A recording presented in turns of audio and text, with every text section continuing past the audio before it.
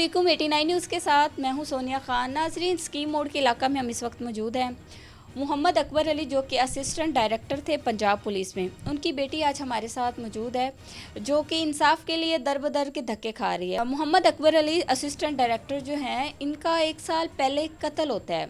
ना सिर्फ कत्ल होता है बल्कि उस कत्ल को छुपाने की हर मुमकिन कोशिश की जाती है और लावारिस करके उसको दफना दिया जाता है।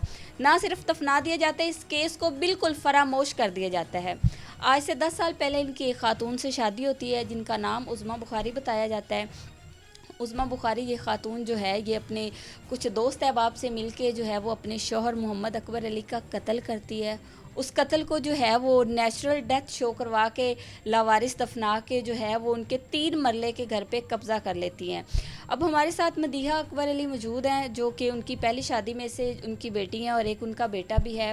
उनका कहना ये है कि उनके वालिद को कत्ल किया गया था। उन्होंने दोबारा से इस केस को जो है वो इन्वेस्टिगेट करवाया है, तो पुलिस के तावन से ये बात साबित भी हो गई है कि कत्ल उस खातून ने ही अपने साथियों के साथ मिल के किया है। अब कत्ल कैसे किया है, क्यों किया है, ये सारा मामला क्या है, ये इनकी बेटी से हम जानते हैं। अस्सलाम वालेकुम। वालेकुम अस्सलाम। मिस मदीहा, कैसी हैं आप? जी शुक्र अल्लाह का। आपके वालिद साहब का बहुत अफसोस है। मुझे पता है यतीमी क्या चीज़ होती है। मुझे ये बताएं कि किस तरह से ख़ातून ने ट्रैप किया और वही फिर उनकी मौत की वजह बनी, किस तरह ये सारा वाक़या पेश आया? बेसिकली ना 2010 में मेरे फ़ादर ने इनसे सेकंड मैरिज की थी और मेरी वालदा की आपस में बहुत ज़्यादा कोई क्लैश था, तो शायद रीज़न मे बी ये हो, अभी हमें कुछ इसका कंफर्म नहीं पता। आपकी मदर के साथ इनकी सेपरेशन थी फादर जी, की? मेरे फादर की सेपरेशन हो गई थी और उसके बाद उन्होंने 2010 में इन खातून से शादी की जो कि ऑलरेडी मैरिड थी और इनका एक बेटा भी था 1.5 साल का। जबकि ये हर जगह बयान देती हैं कि जी मेरी शादी नहीं हुई थी, क्योंकि वो पहले इनका रजिस्टर्ड नहीं हुआ था, उसका कोई रिकॉर्ड नहीं था, इसलिए वो शो कर देती हैं जी मैं कंवारी थी। जबकि 1.5 साल का का पहला बेटा था जो कि मेरे पापा लेके आई थी। जी साथ लेके आई थी और जो कि कत्ल में भी मुलव्वस है। वो 14-15 साल का बच्चा है, लेकिन अब वो शो करवाती हैं जी 12 साल का है। वो मतलब आगे नेक्स्ट डेट में उनको बे फॉर्म बनाया। ठीक है, 2010 में शादी हो गई, आप लोग साथ नहीं रहते थे, ज़ाहिर सी बात है। मेरा भाई साथ रहता था, हम दोनों बहन भाई हैं और मेरी मामा तो नानू के पास थी, तो जो मेरी थी शादी हो चुकी भी थी, इसी वजह से मैं इनके साथ नहीं रहती थी, लेकिन आती थी मिलती थी मेरे बाबा के साथ। फिर बाद में मेरे भाई को भी उन्होंने आंटी ने निकाल दिया था। अच्छा, मतलब साजिशें करके। जी। अच्छा, वालिद साहब के साथ इनके ताल्लुकात कैसे थे? ये इनकी लड़ाई झगड़ा बहुत रहता था, इवन कि पुलिस आती थी, हाथापाई बहुत शदीद होती थी और आंटी तक मारती थी पापा को। हालांकि हम लोग इतने डरते थे, मेरे पापा एडी थे, असिस्टेंट डायरेक्टर पंजाब पुलिस में, तो उनका इतना रोब और दबदबा था, हम लोग को आवाज़ नहीं निकलती थी, लेकिन आंटी उनको मारती भी थी। मतलब आपस में इन दोनों की हाथापाई तक होती थी, पुलिस आ जाती थी। नवाकोट थाना जो है वो इस बात का गवाह है। और उसी तरह ये आपस में भी इनकी थोड़े दिन पहले भी बड़ी लड़ाई हुई है, क्योंकि मेरे फादर जो है ना वो पैसे लेके आए थे। आपके फादर में से इनके बच्चे हैं? ये कहती हैं 2 बेटियां हैं, लेकिन ये अल्लाह ही जानता है उसका, लेकिन मैंने कोर्ट में चैलेंज किया हुआ है। क्यों? खातून का बैकग्राउंड कैसा है? खातून जो है कैसी फैमिली से बिलोंग करती है? फैमिली जो है वो इनको मिलती नहीं है। अच्छा, वल्लाह आलम की इनकी फैमिली वो थी या नहीं शादी के कॉल आपके कि उनका कैरेक्टर जो है वो मशकूक है? जी बिल्कुल, वो कैरेक्टर तो इस कदर मशकूक है कि जो इनके पुराने कहती हैं कि साहब का शौहर है, वो बल्कि ये तो मानती नहीं है, कि कभी झूठ बोलती हैं, कभी कहती हैं मेरे चाचू, हालांकि मेरे चाचू तो है ही नहीं। मतलब कोई पूछ ले तो चाचू आया घर पे, तो मेरे पापा जब आपको कैसे पता है कि साहब का शौहर है? हम लोगों ने देखा है और मेरे भाई को भी, मेरे भाई को निकाला इसी वजह से था। मेरे भाई ने पापा को कि वो देखे ना। हाँ, मेरे पापा को बता दिया जब आपके वालिद साहब हयात थे तो तब भी साहब का शौहर आता था? जब मेरे पापा ऑफिस जाते थे। ओके, चोरी आता था? जी, क्योंकि मेरे पापा रिटायर्ड हुए हैं 2021 में, तो वो तब तक आता था जैसे ही पापा जाते थे। ठीक है, फिर उसके बाद क्या हुआ, कैसे कत्ल हुआ और कैसे आपको पता चला? कहानी का अंजाम इतना भयानक कैसे हुआ? बेसिकली मैं वीकडेज़ में अपनी पापा के पास आती थी सैटरडे संडे, और मैं बाकी जो 5 डेज़ अपनी मामा के और भाई के साथ रहती थी। तो मैं बाबा के साथ फ़ोन पे बात करती थी, तो ये फॉरवर्डिंग पे लगा देती थी, फिर हम नंबर बदल बदल के हमें फ़ोन करना पड़ता था। मुझे ये नहीं चाहती थी कि हम मिलें, और ये सारे मामला, तो इस बात पे बड़ी लड़ाई होती थी जब मैं आती थी। और फिर ये काफ़ी अरसे से ना, ये 1 साल से गुज़श्ता पापा के मर्डर से पहले ये कह रही थी कि घर मेरे नाम लगा दो। इस बात पे बहुत लड़ाई हुई। फिर मेरे पापा एक दफ़ा 20-30 लाख रुपए घर लेके आए, वो भी इन्होंने चोरी कर लिया, और बाद में जो कि अब इनके बैंक अकाउंट से निकला है, जो कि पुलिस इन्वेस्टिगेशन कर रही है, तो उसमें सारा मामला सामने आ रहा है कि पैसे चोरी किए। ये कत्ल जो है वो 1 साल पहले हुआ था? हाँ जी। ठीक है, और 1 साल बाद आप मीडिया पे आए, और क्या वजह है? एक तो आप मीडिया पे बड़ा लेट आए हैं, दूसरी वजह आपको कैसे पता चला कि ये कत्ल है, ये नेचुरल डेथ नहीं है, ये मर्डर है? कैसे पता चला आपको?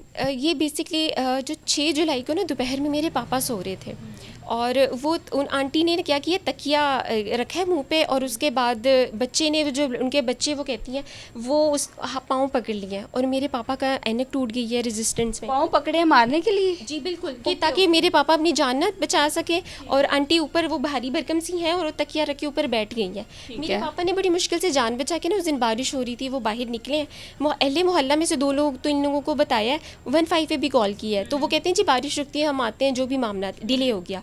और फिर मोहल्ले ने भी 15 पे कॉल किए, वो भी नहीं आई। मोहल्ले में बाबा जब बाहर गए हैं तो किसी को बताया कि मेरे साथ ये सारा वाक़या पेश है? खातून को भी बताया सामने, और एक भाई है उधर, पुलिस ने भी, मतलब वो बयान ले गई भी उनके, पुलिस ने भी अपने तरीके से इन्वेस्टिगेट किया है? बिल्कुल कर लिया हुआ है। और उन्होंने कहा जी कि मुझे इस तरह मारने लगी, एक तो सांस नहीं आ रहा था, पानी शानी फिर पिलाया और सर पे भी डाला। उसके थोड़ी देर बाद वो अपना नमाज पढ़ते थे, तो वो मस्जिद की जानिब गए हैं, और वो थोड़ा सा तबीयत ज़रा बहाल हो, अपने फ्रेंड को कहते हैं कि मैंने इसको डाइवोर्स देनी है, कल तुमने यूनियन काउंसिल जाना है, तो मैं इसको तलाक ये उसी देने दिन जा- का उन्होंने? ये उसी दिन का वाक़या। कहते हैं मैं इसको तलाक देने लगा हूँ, मैं इसको घर से निकालने जा रहा हूँ। तो वो कहते हैं यार अकबर, तुम ना ऐसा करना, कल कर लेना, अभी तू घर ना जा। कहते नहीं यार कुछ नहीं होता, मैं इसको निकाल के आता हूँ, ये मुझे जान से मारने लगी है। उसके बाद वो घर गए हैं, मेरे पापा की 15 मिनट चीखें मुसलसल आती रही हैं। और जी, आपको कैसे पता है? मेरे मोहल्ले वालों ने बताया पुलिस को। मोहल्ले वालों ने चीखें सुनी है, टीवी का वॉल्यूम बहुत ऊंचा हो गया। उसके बाद ये बाहर, मतलब पापा बाहर नहीं आए, तो बिल्कुल खामोशी होगी 15 मिनट के बाद। और फिर नेक्स्ट डे ना, एक ये इसने क्या किया कि मोहल्ले में एक घर है, बिल्कुल एक मार दिया था? 15 मिनट के बाद मेरे पापा की आवाज़ नहीं आई। एक्सपायर हो गए थे? जी, रात को में मेरे पापा जैसे तहज्जुद में उठते हैं या जैसे भी हैं, तो वो सामने वाली जो बिल्कुल आवाज़, घर चूँकि पास है, वो कहते हैं वो भी आवाज़ नहीं आई कि जैसे फजर के लिए बंदा जा रहा है, या कुछ भी आवाज़ आई नहीं। तो उसके बाद कहते हैं कि जब दोपहर में ना अगले दिन 12 बजे ये खातून को एक दरवाज़ा नॉक करके कहती है मेरे हस्बैंड फोत हो गए हैं, तो मैं उनको दफनाने जा रही हूँ। वो कहती है हमें दिखाओ तो सही शक्ल के कहाँ फोत हो कोई ऐलान नहीं करवाया? कोई अहले इलाका कोई इकट्ठा नहीं किया? किसी को मोहल्ले में किसी को पता ही नहीं? उनके रोने की चीखने की आवाज़ नहीं आई, सिर्फ मेरे पापा की आई है 15 मिनट। और कहती है कि मैं जा रही हूँ, तो उनके कहती है उनको बच्चों को बुलाओ, उनके मोहल्ले वाले भी हैं।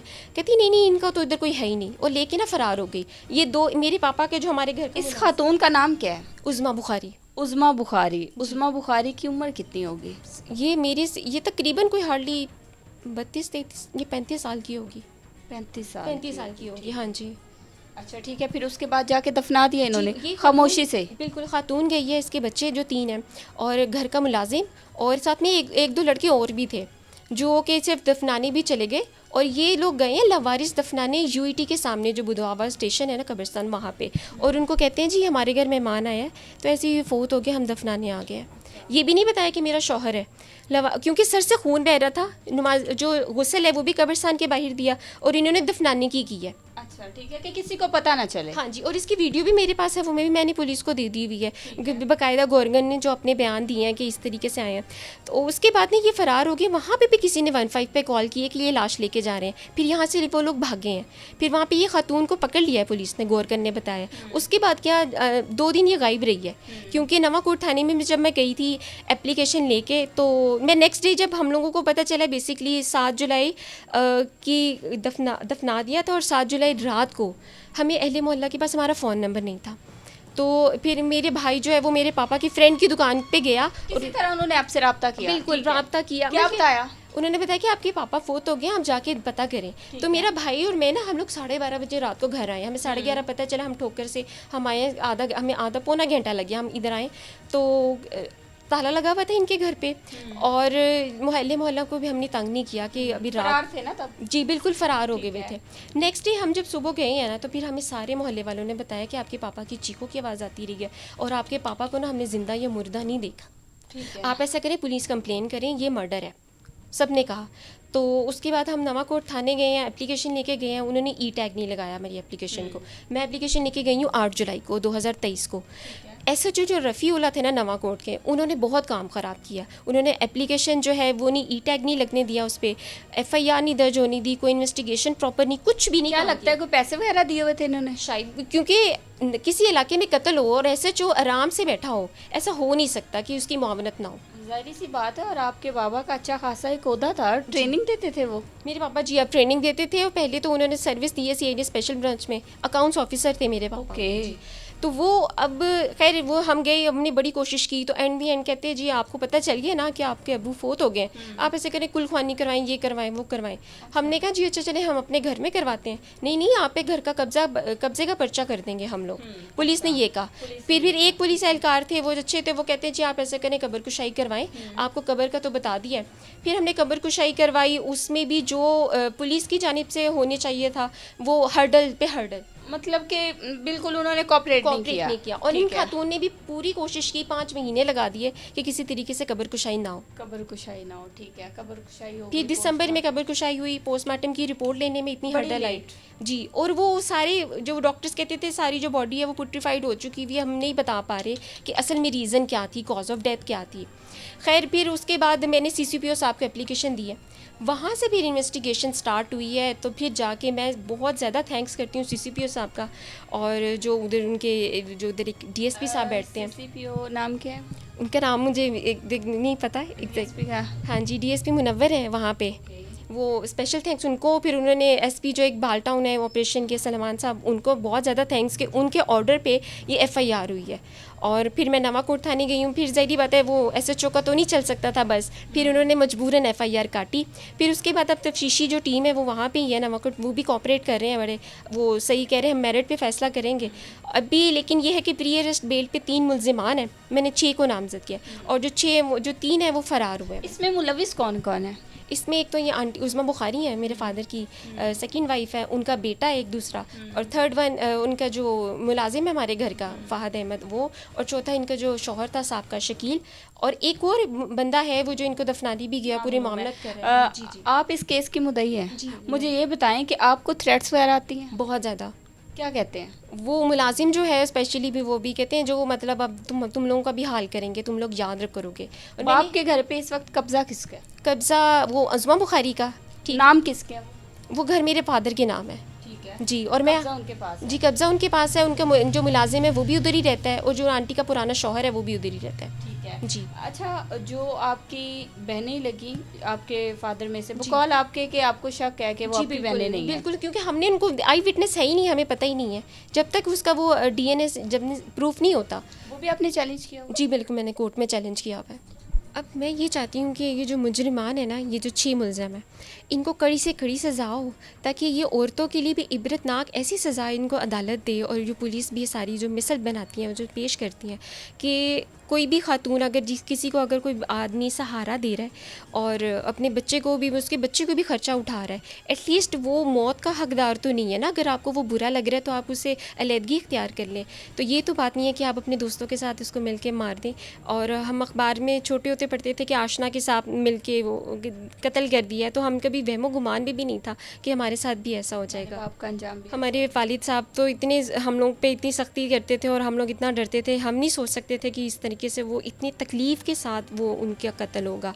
अब लिहाजा मेरी गवर्नमेंट से भी और मेरी पुलिस से भी, बल्कि पुलिस तो मेरी बहुत CCPO साहब सब DIG की इन्वेस्टिगेशन है, अब वो इसको प्रॉपर देख रहे हैं, मैं बहुत ज़्यादा उनका थैंक्स करती हूँ। लेकिन ये है कि इसकी कड़ी से कड़ी सज़ा हो इन मुलजिमान को, और अब सज़ाए मौत होनी चाहिए इनको, ताकि इन दोबारा किसी की हिम्मत ना हो किसी को कत्ल करने की, कि जो बंदा आपको छत दे रहा है, तहफ़्फ़ुज़ दे रहा है, आप उसको कत्ल कर दें और उसके बच्चों को यतीम कर दें। तो ये अब इन्वेस्टिगेशन टीम जो है वो होप्स हो कि अच्छे से इन्वेस्टिगेशन करेगी और जो मुलजिम है उसको कैफरे किरदार तक पहुंचाएगी। इसी के साथ अपनी मेज़बान सोनिया खान को दीजिए इजाज़त। अल्लाह निगहबान।